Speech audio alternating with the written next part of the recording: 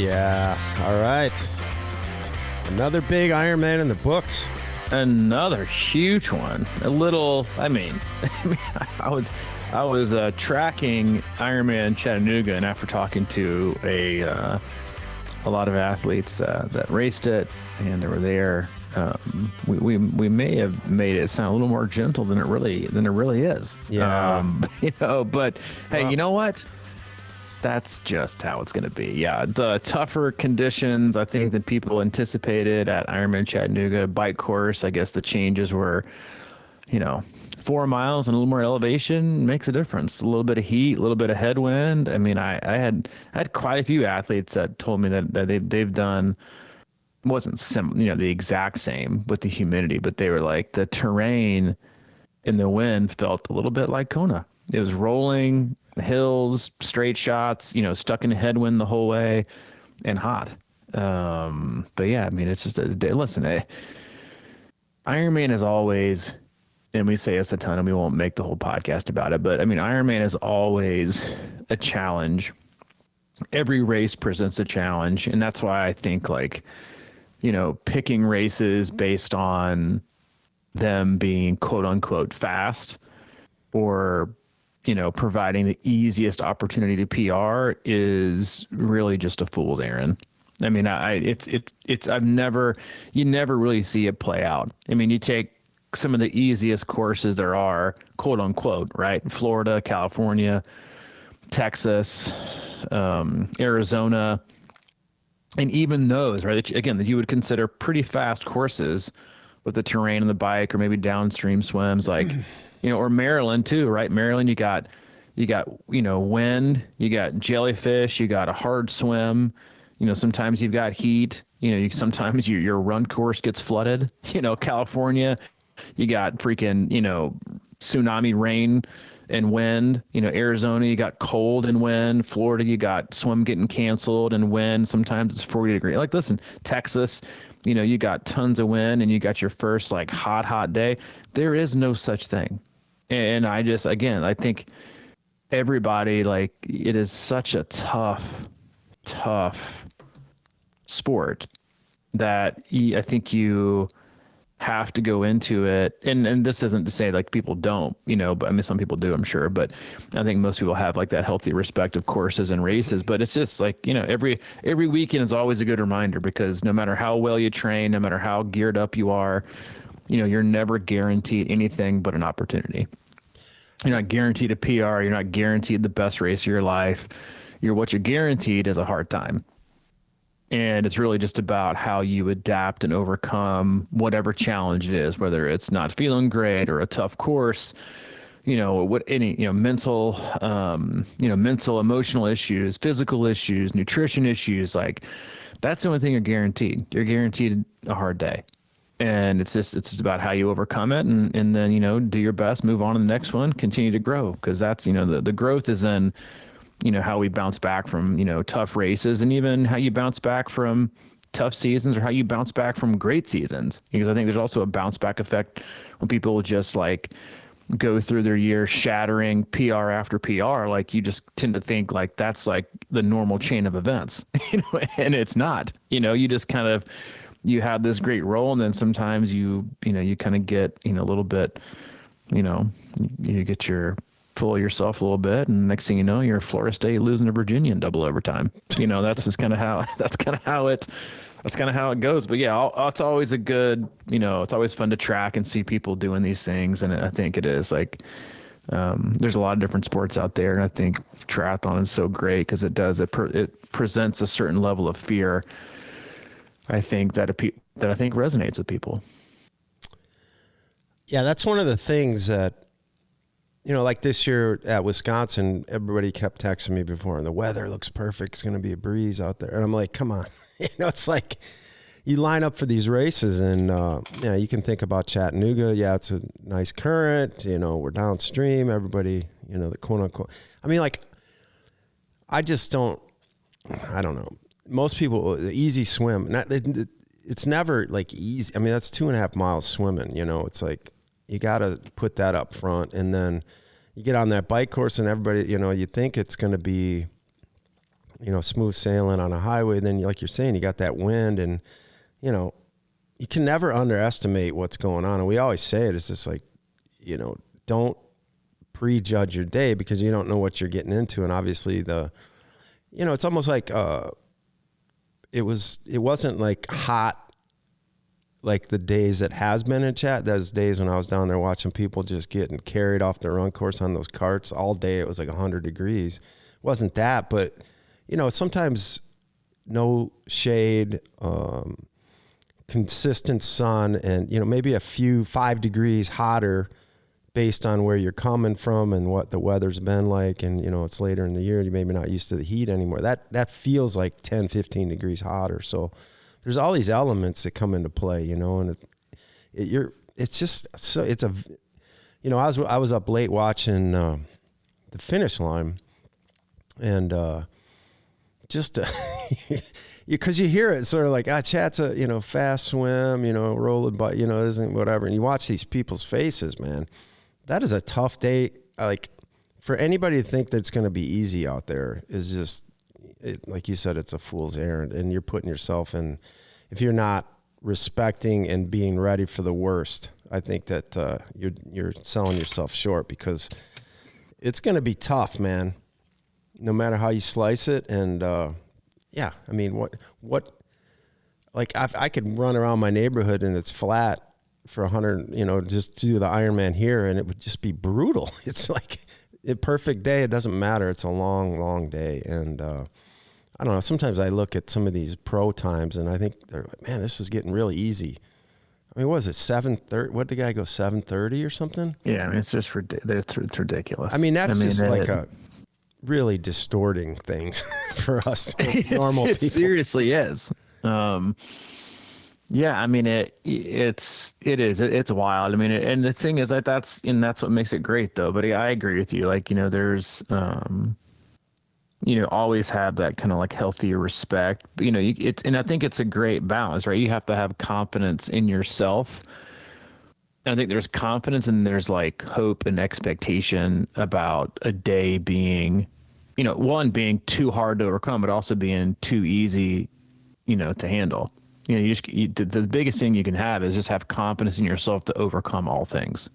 And I think, like, generally speaking, like, that is something that you just kind of get through consistency in training, because you see, you've already pretty much, I mean, I do believe that, like, if you're really consistent in training, then nothing on race day is going to be a first time for the most part, right? Yes, there might be like this one-off anomaly that you might have, like a stomach virus or issue or some cramping. But then again, like, it's just that to me, like, you just got to go backwards. Like, all right, what happened? What caused this? Because if you're training just so much all the time and you never see it in training, that it really is sometimes, you got no, you got no reason behind it, which is also like the super frustrating part for athletes, is trying to figure out the randomness of all these things. I do tend to believe that a lot of it comes from like the built up tension, passive tension, right? That we bring into races unknowingly. And same thing goes for workouts. Like we've talked about it a ton, is, like, you go into a workout, and this is just for lack of a better term, like a meaningless workout that's on a random Tuesday, and you go into it with like so much tension because you've built it up so much in your head, you got so much riding on it, that you don't do well because you're just so tense. You want it so bad that you're stressing yourself about it.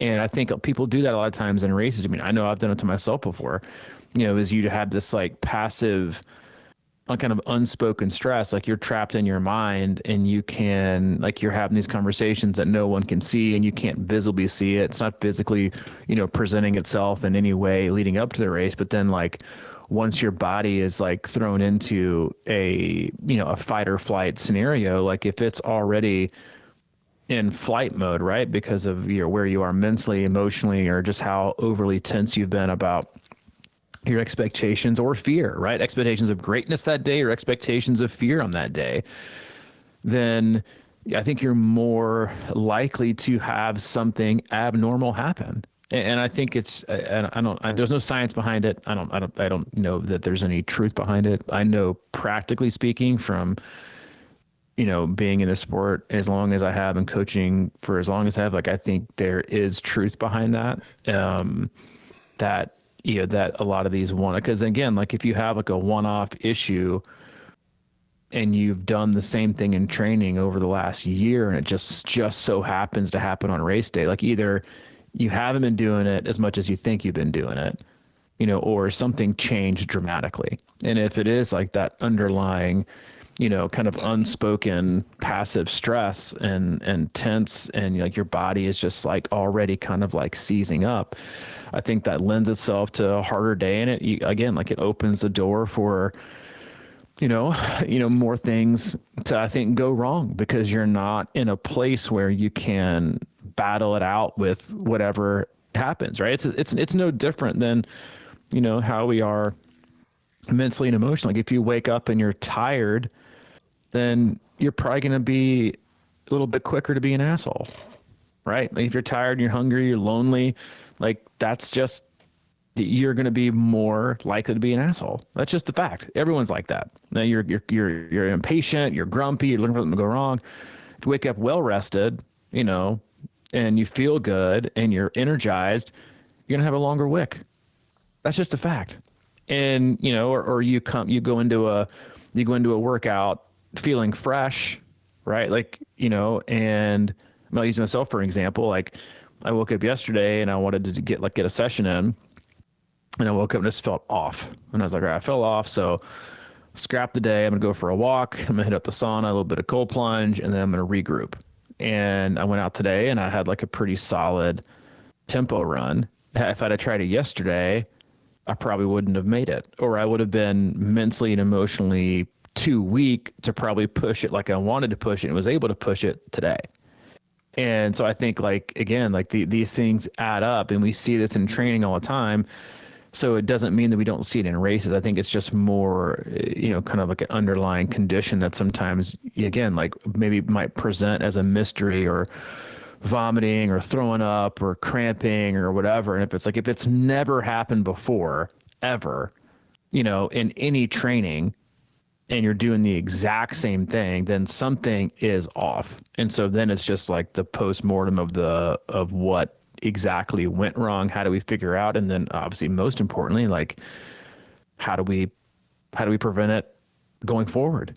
And even again, like that, I don't think you should reinvent the wheel either. Like there's an athlete I had at Wisconsin who was had probably, arguably one of the best training blocks, the best training block he'd ever put out ever. And it was super strong, durable. I thought he was going to have just a banger of a day, honestly. And had probably a chance to end up on the podium, which probably hurts him to hear this.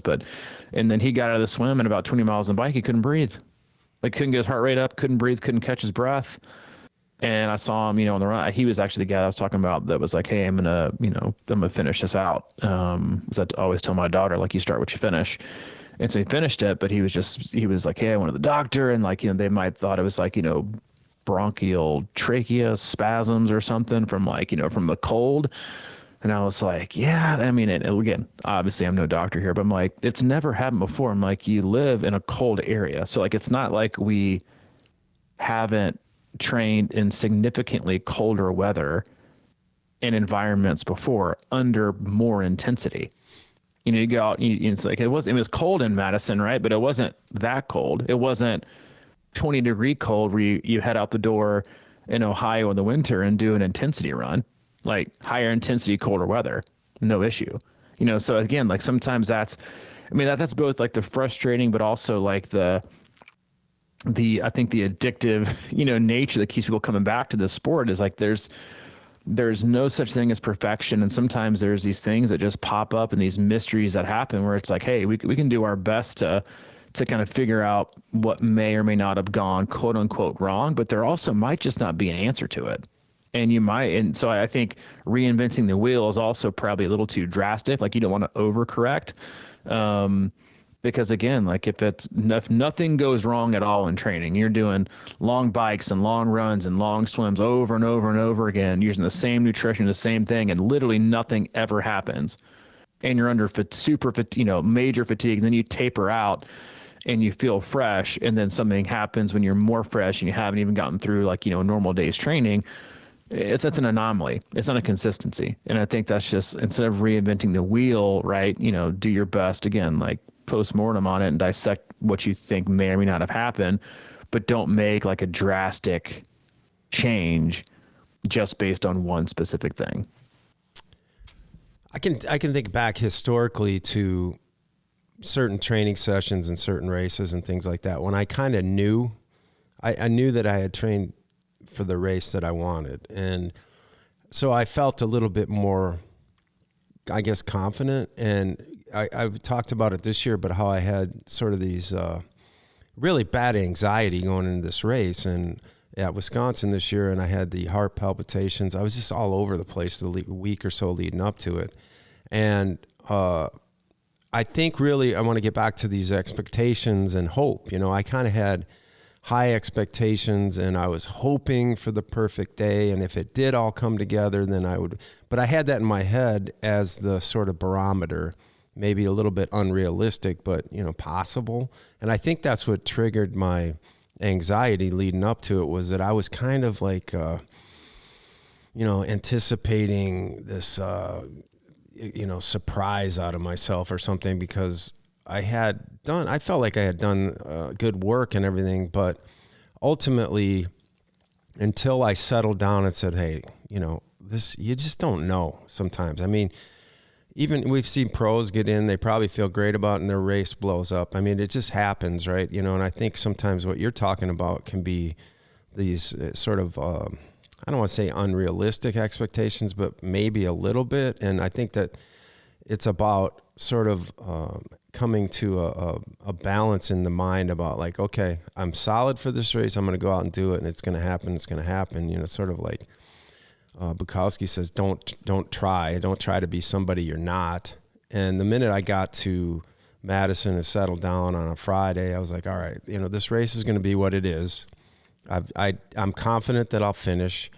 What happens out there is just going to kind of happen that day, and I have to take what it is. And at some point during that race, I just accepted that, this is probably what I trained. This is about how I trained, and I should be happy with that. And I do think that, we joke about tri-calc and that sort of thing, but I think that kind of stuff does put that subconscious anxiety in us. We start thinking, it's like, okay, if this all comes together, and then, which is fine. I think it's good to have high expectations, but you have to almost, settle back down and realize that, it is going to be what it's going to be. And that could be great, but I just think it sort of like sets off something inside us when we're really, maybe not quite in the form, of our best time ever, or like in the situation you're used. It's like, you got to wonder, it's like, okay, I'm ready. I'm all in. And then, something happens and knocks you off, and you don't have a plan B, or you can't adjust on the fly because it's like on this marathon, I was really trying to kind of get something better going, and I couldn't get it. So I just accepted and stayed in the pocket and ended up having, a consistent run. But if I would have tried to do something crazy, it would have blown up. But I also, there was part of me that's like, well, give that shit a try because you've done this many times. So let's just see what's out there, So you always have that going on too. It's like, am I giving enough? And to me, that's always the question, right? I felt like I had a solid run for what was going on, but did I really? I've talked about this many times. Did I give it? Really what I had? I don't know, because I mean, if sort of like you walk away and you feel pretty good at the end of the race, then you always have those questions, right? But I just think it's interesting because it's so easy to get, you've got months and months of training, a lot of it alone. and you're like, man, I feel good. You know, this could be my marathon pace or whatever on some random run in July. And that sort of sticks in your head. And I think there's a fine line between being confident and being realistic and just sort of like, you know, it's almost like those great days, like the greatest days come when they're least expected. I mean, you've seen that, right? Yep. With a lot of people, it's sort of like, I'm ready. I'm just going to go out and have fun. And then all of a sudden it's like, wow, I don't know where that came from. Unleash it was awesome. Yeah. It's almost like the more relaxed you are and the more content you are with being okay, and then just like accept when you feel great and just take it by the horns. Yeah. I mean, I think it falls right into that, because I don't think any of it is sustainable, right? So I see people burn out all the time, and you know, it's funny, right? We see like we idolize, you know, so many of these high performing professional athletes because of their will and their desire and their, you know, and their ability to stay focused. And yet, like, the majority of them crumble at the end of their career, or crumble when it's over from depression, anxiety, or suicide, or, you know, like, or you know, very bad decision making. And you're like, we don't like to pay attention to that. We just like to pay attention to like what they do while they're at their peak, right? Like, you know, I mean, the list goes on and on and on, right? About, you know, I think that's the trap that a lot of age groupers fall into, is like we idolize and look up to so many of these, you know, professional athletes, but when we don't necessarily learn from the lessons that they have. I mean, take Michael Phelps, for instance. I mean, he was best from like, oh, look how dedicated and focused, and he's never out, you know, and then like, oh, he was eating McDonald's 18 times a day, and, you know, smoking weed, and hated himself. You know, like that's like, who want, you're like, I'll take the gold medals, right? But don't sign me up for the rest. And you're like, well, what if they are the same? Like, what, you know, without one, maybe he doesn't have the other. And so I think, like, going back to like the expectations and trying to be so, you know, with so much hope and expectation all year round is just, it's not healthy. It isn't. And like you and I talked about it a little bit before last week's podcast, when we were obligated to talk about Ironman Chattanooga, but I was talking about, you know, how I think it's most people, and even like I think evolved myself as a coach over the last couple of years, is, you know, there's always a phrase thrown around and kind of like combo that's like, you know, health and human performance. And I tend to think that is like a very odd statement to make, because a lot of times, like, ultimate human performance and health do not go hand in hand. Like, the excessive amounts of exercise, the excessive amount of things you put in your body, the excessive amount of stress, the excessive amount of you know, focus on certain things, like, I don't think that's healthy. And I think most people probably argue, like, a lot of probably what we do as endurance athletes on a yearly basis might not be like the ultimate, like, healthiest thing forever, right? So you don't do them forever. I think, like, when you look at, I think most people in endurance sports, regardless of what sport it is, would be so much better off, like, breaking. I mean, I think it's always been this way, but now with social media and so many races in the calendar, like, people try to be so intent and so intense year round, just mentally and emotionally, they just burn out. And they expect too much. And like, they start creating this tension in January, like, all right, I'm 30 weeks out from my A race. I'm like, you just went ahead and lit the stress fire 8 months out. And just going to slowly build. The pressure is going to build. The expectation is going to build. The likelihood for self-sabotage is going to build. The likelihood for, you know, being too scared of what's going to happen is going to build. It's going to make the day just be completely, like, almost like no fun to be had, because you're so stressed about it not going well, or going as well as you've hoped. And I think, like, as coaches and, you know, in athletes that self-coach, like, a great way to kind of like look at your year, if you've got, you know, 12 months and you've got 2 big races, is, you know, you should break them up kind of like 4 months of like ultimate health focus, 2 months of human performance focus, go right back into health focus, and then human performance focus. Because I don't think that being high performance year round, one, is sustainable, just mentally and emotionally. 2, I don't know that it's great for a person from, from a longevity standpoint. And I think if you can separate those things, I think they actually complement each other really, really well.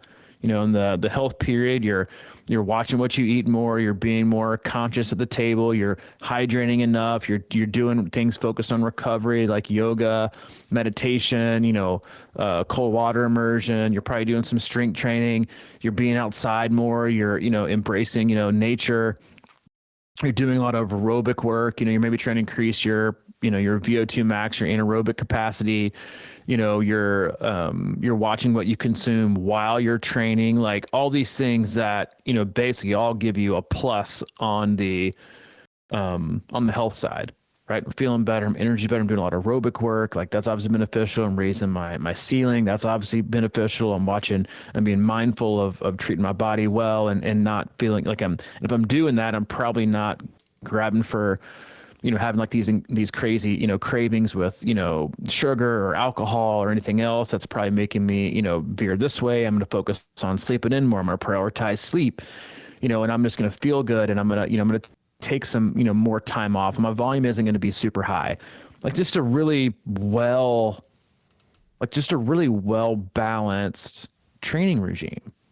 Like that's sustainable, right? It also helps build like a really, really, really great base for when you want to go into more performance-based stuff. Like maybe you're cutting an hour of sleep off and you're getting up extra to train. Maybe you're doing more intensity, right? Because intensity is harder on your body. It's not, it's not recommended to do day in and day out, all the time. You're probably teetering on the line of what, your body can consume in certain areas. You're probably more likely to maybe, take in a few more cookies or a few beverages to, to help curb some cravings or battle off the stress you have about the race. Like, all these things, you're probably treating your body a little bit harder because you're training hard. Like those things, aren't necessarily good long-term, but they can obviously raise you to the next level short-term. But if you've got a nice, like elongated period of like a kind of a runway, I think the takeoff is going to be a lot easier and the landing is going to be a lot easier. It's that where people get into trouble is when they consistently try to be in that space 12 months out of the year. And then they're just fucking irritable. And then they're legit never happy about anything ever, because it's just they yearn so much for this one thing, and when you don't have it, it's like the end of the world. And I think we get sucked into that trap as athletes, right? Depending on your competitive nature and personality and always wanting to be better, is you kind of get pulled into that. Like I got into this, to not have an identity crisis, right? And not, be tying up Ironman to who I am, and not to feel worse, and to not, put on weight, or to not lose weight, or to, not, create higher blood pressure, or, be more of a wreck when I go to the doctor. Like I actually did this to be healthier and create, and to learn from what I'm able to do, what I'm capable of doing. The other way, is like you get into it and you go full on, you sacrifice all things and gain nothing. And I think there's a really, again, like I don't believe there's anything. I was having this conversation earlier with one of our coaches, Coach Matt. And I just said, I don't believe I don't believe in balance. I don't believe in balance. Like I think you can be great at pretty much two things, and then everything else you can be okay to good at. That's it. So you've got work, you've got, life, which encompasses, relationships, your spouse, your kids, your friends, and then you got sport.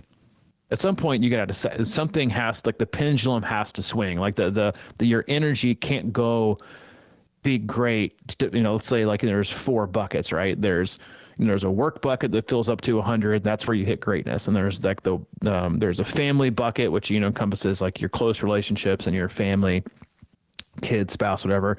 And that tops off to 100, right? And that's, that's the level of greatness. So you have training, and then like racing, and that goes up to like the bucket of, of 100. Then you got, hobbies and things to do, house pride, whatever. That's like, you can't be at 100 in all 4. You don't have that much energy, period. You got to pick 1 to 2 of those max to be great at a certain period of time, not for the whole year, for a certain period of time. and you only have so much energy.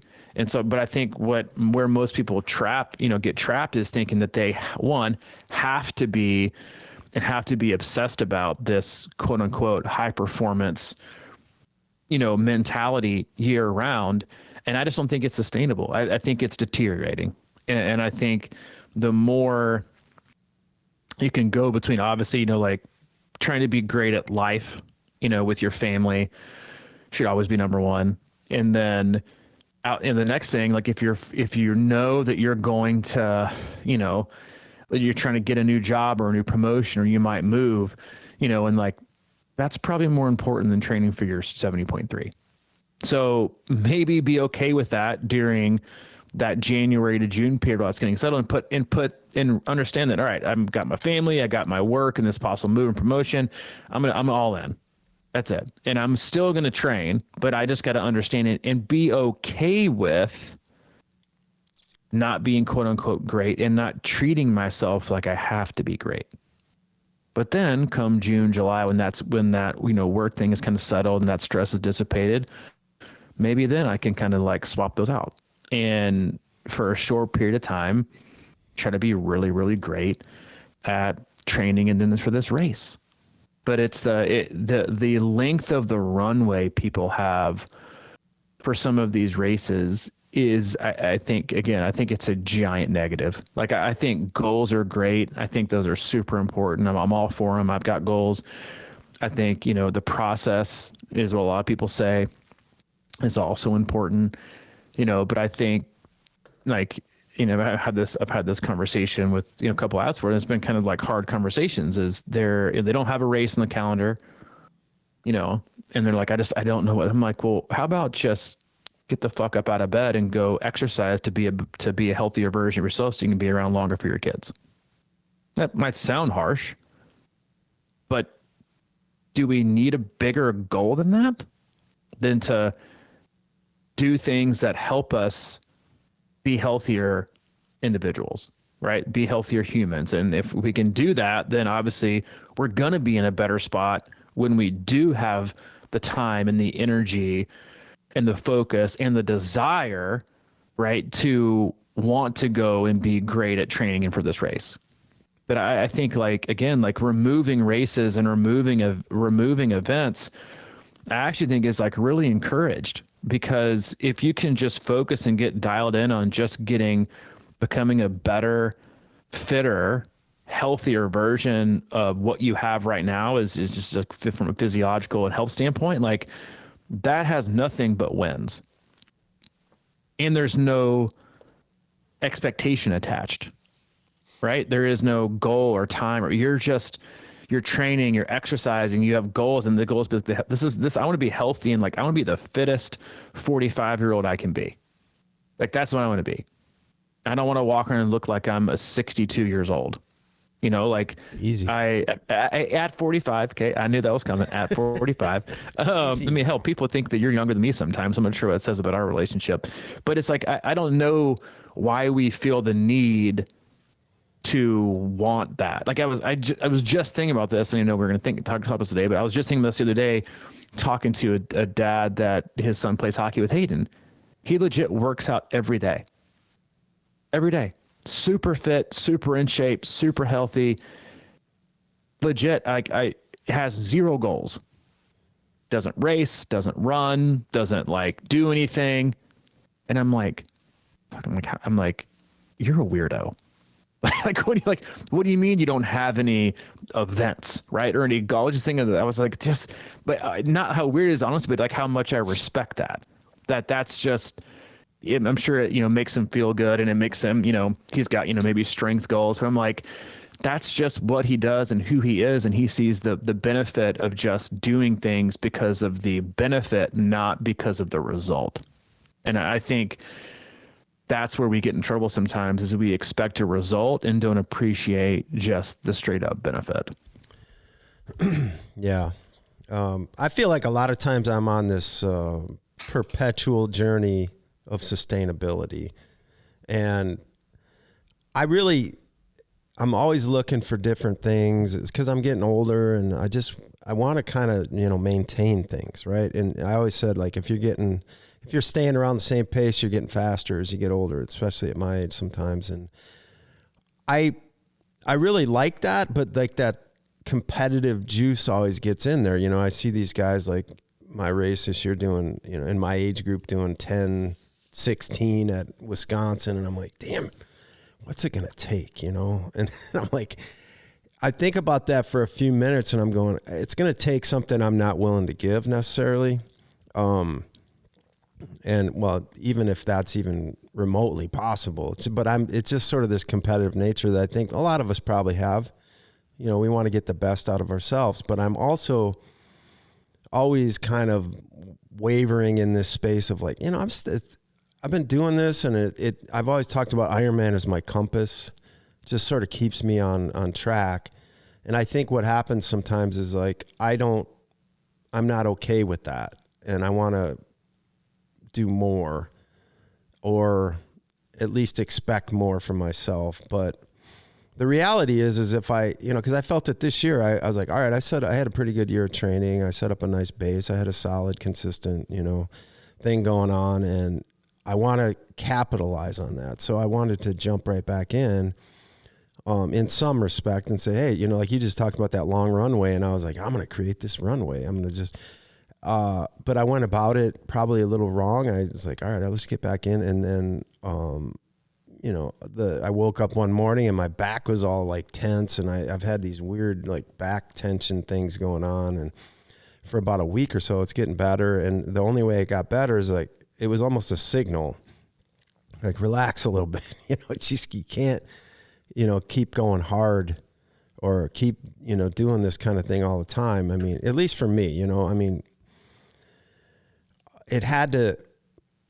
had to have a period of acclimation to like let your body settle down and just whatever. But I do think I can be better at being consistent. And whatever that looks like. I mean, it's okay just to, like you're saying, do aerobic things or something like for me, I'm excited to kind of get into some shorter, like hip type workouts where it's, because those things always make me feel good on the bike. I kind of get in, I get out, and then I'm off, and I've seen so many people kind of like, just be in there and be consistent and nothing fancy. And then sort of like, when you have that race coming, everything just seems hard, but it seems easier. Like to me to think about maybe doing an Ironman right now is like mind-boggling because of how I feel. But as the race is coming on, it just sort of comes together, whatever, it's a summer and your weather's there and you're just kind of used to getting in that routine. It is one of those things where like how long can you keep the intensity or keep the volume and things like that. And I just think it's a timing piece. And that's why when I'm always talking to athletes, it's always about how you feel. And, cause you want to keep an eye on that. And I think you can ramp up. I've had athletes, kind of do short ramps and have really good races, so it's just a matter of where you're coming from and how you're respecting the body and the process and knowing. But for me, it's kind of accepting that, like you're saying about Phelps and those guys, it's like you don't see the side effects of things like that. And this sport can be, I think, detrimental. I mean, we've seen so many people get in and do a year or two really hard, and then like, where have they gone? I haven't seen them in, 6 years. It's like it obviously disrupted something. So if you want to stay in the sport and keep using it in a positive way, I think you have to keep an eye on how you're approaching it, because it can be good. And I think it gives me a lot of good stuff, as long as I, am okay with being solid, and not being unrealistic all the time. I mean, I love that, because I think I've used this phrase on the podcast before, but like if you're done with your season, then don't catch yourself future tripping. You know, like I heard that phrase in one of the meeting rooms, one of the first years I was sober, was you know, because you think so much in the future about what could go wrong or what could happen, and it's all just expectation. Either makes you too anxious or you're set yourself for disappointment. And like, don't even think of the races. Think of the fun. Think of the, like, are you gonna be better and feel better when you do this? If the answer is yes, then go do it. It doesn't have to be for a result. It doesn't have to be to compare it against your 35-minute run 6 weeks ago. It just doesn't. It can just be because it feels good and it makes you a healthier person and a better person and better off to start the next year. I mean, that's, again, like, I know we talked about it a lot, but because it's that time of year, like, that's why the majority of the athletes we work with and the ones that are the most successful get, you know, some kind of structure or a menu year round. It's not because it's quote unquote specific training for a race. It's because it's options and accountability to keep them moving and exercising and using their fitness to get better. So when they do start back with the real actual training that's focused and targeted towards, you know, whatever early season race or a certain weakness, and, you know, they're kind of like their swim, bike, run profile, they're not starting over from scratch. And because usually what happens is, like, October, November, December is when people completely detonate all the work that they've done for the whole year. Do you need to be training 7 days a week? Nope. I mean, I told multiple athletes this week, like, if you don't take a day off next week, then I'm not programming for you. Because I'm like, take a fucking break. Like, because if you don't take one now, you're going to want to take one in March when it matters. So just, like, take the days off that I'm giving you and stop moving. Go for a walk, right? Go lay in the, well, I mean, there's barely any leaves falling. It's freaking 90 here, but, you know, go for the trail and, like, do something, or just you go skip your ride and watch some college football, sit on the couch today. Not every day, but, like, to that day, you know, like, there's no need to be that obsessed about it. But having said that, like, when you punch pause on all of it, you go through that period of one, you skip out on the worst time, you skip out on the best time of year, in my opinion, to train outside. Like, to me, it's all about, you know, that's why I think it's, again, like, it's so important to at least stay moving in that, like, October through November, early December period. Is because, one, November, December, it's a proven fact, provide the most opportunities for the most people to make to make health robbing decisions, right? Around, you got Christmas parties, you got extra travel, you got Thanksgiving, you got, you know, Christmas. It's all based around, you know, food and stress and family. That's like the deathly trio for most people. Like, they're like, you know, all the things that add stress, end of the year stuff. It's like, and then you're doing the least amount of stuff for your body. Like, and then you're also not, like, what I consider building up a stockpile of mental and emotional kind of, like, bandwidth, because come January, February, March, you're stuck inside. So imagine, like, being inside October, November, December for the most part, not doing anything, when it's the best time of year to be outside. The temperature is great. It's beautiful outside, you know, best running weather you can ask for, but you're taking time off. So you do nothing. So you're inside a lot more. And then you get to January, you're like, God, now I'm getting the itch. Well, now I'm, you know, 20 pounds overweight. Now I've been eating, you know, candy and Christmas tree cookies for the last, you know, 2 months.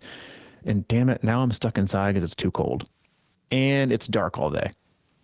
It's a perfect storm. Like, so take this time to move and go from training to exercising with you know, a little bit of structure, but not a ton, and take advantage of that and build up kind of like a reserve for when the winter comes, right? Again, you don't need to swim, you just need to tread water, but you also don't need to drown.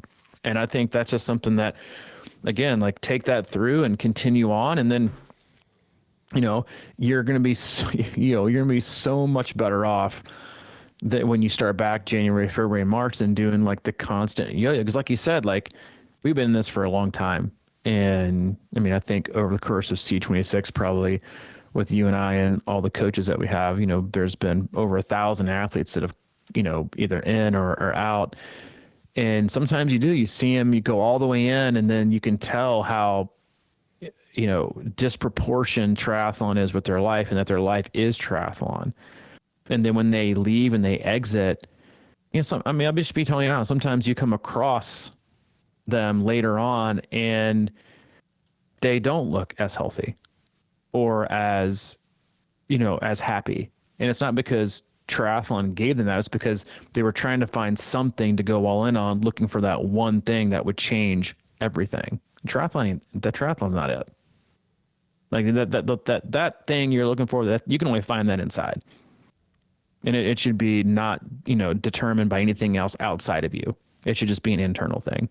What you should look for external things to help light that internal fire that keeps you going, keeps you moving, and encourages you, and then changes you, and allows you to learn things along the way in the process. But it should never become you.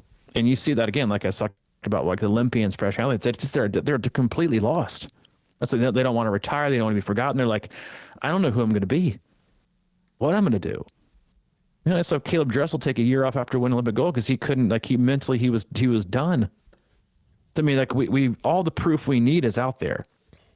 It is out there. That like that going all in, being, it might work for one or two people and it might work now for them, but it probably ain't going to work for you, and it's definitely not going to work forever. Because then what are you going to have left? So like make sure like that. That's again, like it should be easy, right? It's not, nothing is easy, but it should be, right? To take care of ourselves and to do things that are, are healthy and that feel good. And like should be a very easy box to check. There's no expectation. There's no comparison. There's no race. I'm just moving because I know that it helps me mentally, emotionally, physically. But that again, but that's also why the majority of people on this planet don't do it, right? It's like, and that's why we've seen, rates of drug abuse and alcoholism and people being sedentary just continue to rise over and over and over and over and over and over again, because it's apparently not easy, right? It's apparently very difficult for most people to kind of wrap their brain around that, which is why I think like every time you're at the pool or, and you're waiting for a lane, like instead of getting your panties in a wad, like be like, you know what? I'm cool. Because if the place is empty, then more people are sitting on their ass. If you're out running, you see somebody, give them a wave, give them a high five. Definitely give them like the wave, or the head nod. Same thing on a bike. It's just like more people out there, because I guarantee you they're probably increasing. Because again, it's not like we're not already struggling enough as a human race to just generally function together. It's like, hey, if you're out training, you're probably going to be better off when you get home. And that's a win for society. It's like the more people we have doing that, the better off. Like the less people we have staring at their phones, sitting at a bar alone, the better off the world's going to be. I mean, I know because I was there. I did that. And it's like these little small things, again, that they just add up over time that should be, we've become too attaching just to these simple things, that going for a walk or going for a hike or I gotta share a story. I can't believe I forgot, but like, I know I've rambled a lot today. I apologize for that. But Sunday I woke up and I had some lessons I was going to do at the hub, and a couple people got sick. So I was all right. I'm going to do my long ride this afternoon. I'm going to get back. I'll wait till the Chiefs game is on. Just give me something to watch, because I don't like being on Zwift and stuff like that all the time. And so I was like, let's wait for a little bit. Hayden comes up from the basement. We have got the watt bike down there from the hub. Allie's got a Peloton. I got a treadmill. Anyway, he comes up around 10:30. He's like, hey man, why don't you do your ride? And I was like, whoa. First of all, I was like, I'm not sure when I hired you to be my coach, but I'm not sure. I might do this afternoon. He was like, well, why aren't you doing it right now? We'll ride together. And I'm like, what do you mean we'll ride? He was like, I'll hop on the Peloton. You hop on the watt bike. And I was like, I mean, you've never gotten the Peloton, but you're almost taller than Allie, so whatever. Go down there, adjust the saddle, adjust the seat a little bit. He's wearing Allie's shoes. I mean, his feet are giant. So he gets on the bike, he gets to the Peloton. He's like, all right. So Allie comes down. I get on the watt bike, start my ride. We're right next to each other, and he Allie like creates his own he starts taking this class as Peloton instructor. Dude, I was dying. He was so into it. He was doing like out of the saddle sprints. He was like, I beat my power last time. Like, he's like, I got this. He's like, man, this is so hard. He's like, this guy isn't even sweating. And I was like, well, first off, like, let's chill it out for a minute. And I feel like I'm talking to an athlete here. I was like, hey, listen, like, you don't want to burn your biscuits on these first few intervals. He was like, how can I not? This guy's staring at me. Like, I gotta meet, I gotta meet it. And then he got done, he would get done with these intervals and he would like have his hands and he's like, yeah, baby, I am him. Like, 'cause he would hit his intervals. He did the whole 30 minutes. I mean, absolutely jam it. It is the most fun I've ever had. Like, well, one, training inside, but first of all, he was smoked. But he had, I'm not lying, dude. He had the best time. I was like, dude, halfway through, he's like, you proud of me? I'm like, dude, I was proud of you 10 minutes ago when you were already on the bike for a minute. I was like, because you just want to get out there. He just had a blast. And like, it was like a proud, like, parent moment because he only would do that because he's seen us ride before. But the point was that he didn't do it to compare his ride from last week. I know we use kids and stuff like that a lot of times for examples of like how we should get back to fun things. He just wanted to, he had a lot of energy. You and I have talked about this a ton with kids. It's like he had a lot of energy and he wanted to burn it. And he found a opportunity to burn it.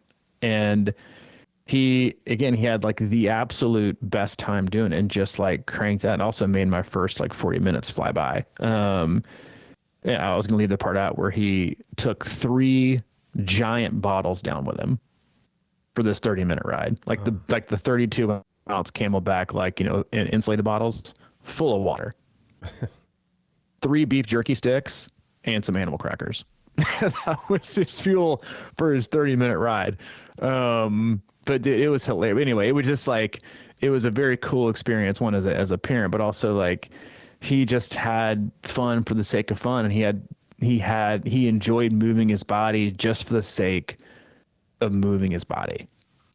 And I think that we lose that so much. And I think most parents will even tell you, like, for kids that have a lot of energy, and I think as adults, we have that, we just kind of lose sight of it sometimes, is like most kids that have a lot of energy, and Hayden is one of those kids, like if we hold him back from doing stuff, he is less likely to listen and like not be argumentative and be patient. But like if he has the opportunity to like let loose and rip it and like get some energy out, always better mannered when he's done, always more polite, always more agreeable, always more like on task. Like it's just a one-to-one. I'm like, well, yes, that's true for, kids sometimes more than adults, but it's also true for adults. And so again, like just going like circling back to that, it's like it's moving for the sake of moving and what it does for us is huge. And I think it's something that we forget as adults. Cause I told him when he got done, I was like, dude, I don't know when the last time I've seen you have that good of a time, period. Doing anything.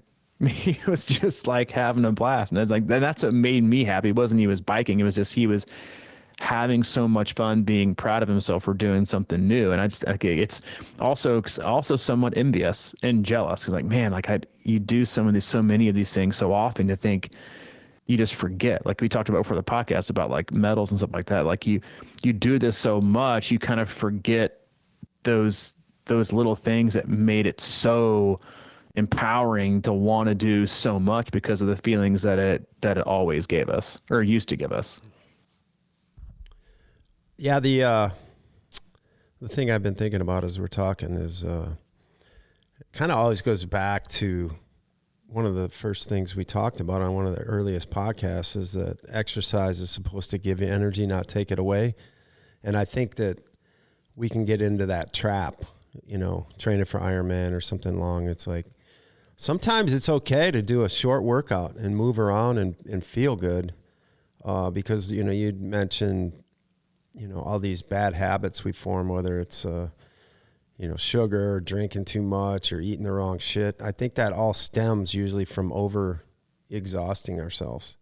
And the tendency is like, 45-minute ride? That's not going to do shit for me. Well, yeah, I think it's okay, sometimes, if we're not deep in the training. Like right now, sometimes I'll just go out and puss around on a e-bike for like 45 minutes and I'll just feel awesome, or just doing a short, walk or any kind of thing, that just actually kind of helps me get more energy than always thinking like it's nothing unless we're going to bust out an hour run or an hour and a half on the bike or something like that. It's like most people don't do that shit, No, they don't. So we get trapped in this like, we're long trainers, so we always got to go long or whatever like that. And I just think that can be tricky, And the final thing I just wanted to say is like, I think it's interesting how we can go through a training cycle and get done with a race. And, sometimes I'll text an athlete after the race and I'll be like, I don't know if they're going to be happy with that. I'm like, how you doing? They're like, great. That was awesome. And it was probably because they didn't have high expectations. I think we go into some races and, hit a high because we had a great race. And then, it's like sign up, or we have a low race, we're going to quit or whatever. And, I feel like this year I kind of had a moderate race and I kind of am really comfortable with that. Kind of went down. I did it, felt good about it. And, I'm moving onward. I'm not resting on that laurel of that result. And I think that is psychologically can sort of give us pent up frustration or like over exuberance or something like that. And I think it's okay just to be feeling good, I guess is what I'm getting at, And because nothing about what you did was polarizing. Yeah. I mean, it was just. Wasn't your best result ever. Wasn't your worst result ever. You feel like you had an okay, sturdy, strong day. So there is no swift pendulum swing to I'm never racing again or I'm going to qualify for Kona next year. Right. Right. I do. I think. What's that? You fight it though, Of course, dude. Of course you fight it. I mean, like you for 100% fight it. I fought it yesterday. I just forced myself to take a day off. I mean, because I've been so consistent lately in training and trying to not get ahead of myself. And it's not really trying to get ahead of myself physically. It's trying to like bring my head back to where it's more comfortable, right? With just training for the sake of training and enjoying it and seeing progress and checking boxes and being committed. But yeah, I do think there's a lot of strength and a lot of room for not just growth, but like room for improvement in the ability to be consistent in places where you're not so polarizing. Because it is like the better the result and the worse result usually triggers for most people the most drastic of changes. Like I could change things up, man. Hey, I'm like, it was just one day, or best thing ever, best race ever. I want to do this next year. I'm like, do you? Like you're just coming down from a high, or you're just coming up from a low. Like, so I think it's a good place to be to not have that polarizing kind of feeling and tendency that we all have in things. Like you said, sometimes it's hard. It's still hard, right? Even when you're kind of there in no man's land, it's still hard not to go the other direction. Yeah. Yeah. Feeling good is a good thing. And I think we have trouble accepting that sometimes. That is the truth. That is the truth. We're all addicts. All right. Yeah, all right. That's all we got, man. Hope you guys enjoyed today's podcast. We love you guys. We appreciate you. If you were in Chattanooga, don't forget to put on that aloe lotion. Get rid of your sunburn, or you'll end up like our podcast logo. As always, like I said, love you guys. Appreciate you. Go to our website, c26triathlon.com. It is our one-stop shop for all things coaching, camps, and community. If you need anything from Mike, he is available. Mike at c26triathlon.com. Or if you need anything from me, Robbie at c26triathlon.com. All right, man. Thursday it is. Yeah, man. See you, dude. See ya.